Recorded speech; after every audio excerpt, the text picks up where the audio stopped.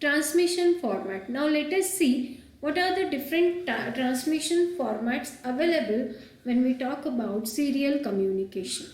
So generally the transmission format can be divided into two formats. One is synchronous and another one is asynchronous. Let us see. So here it is. As I have told you, transmission format can be either synchronous or asynchronous.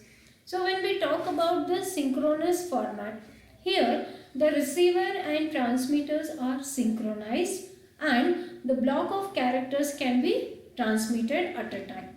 And we are using this synchronous format particularly when we are having high speed transmission. The other type of transmission format is asynchronous format, which is character oriented.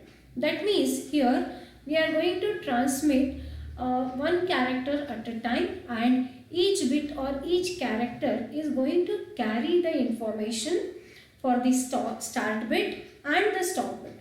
Here please do remember we are having one start bit and one or two stop bits. But when we are not transmitting any data, then the receiver is going to stay at high, that means at logic 1, which is called as mark, and logic 0 is called as space. Okay. So in the asynchronous format, remember that transmission is beginning with one start bit which is low, followed by the character what you wanted to transmit in the form of ASCII format, and one or two stop bits which will be high.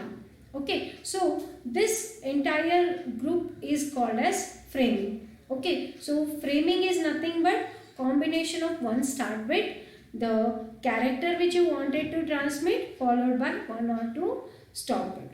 Okay, and this asynchronous format particularly we are using in low speed transition.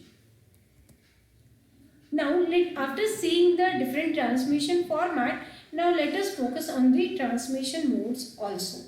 So we are basically, when we talk about this transmission mode, we can divide this transmission mode into the first one as simplex and the second one as duplex.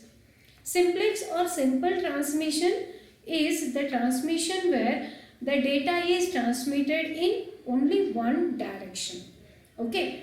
For example, the transmission from microcomputer to the printer, or it can be anything wherein the data is transmitted in one direction only. Okay. And the second type of transmission is duplex.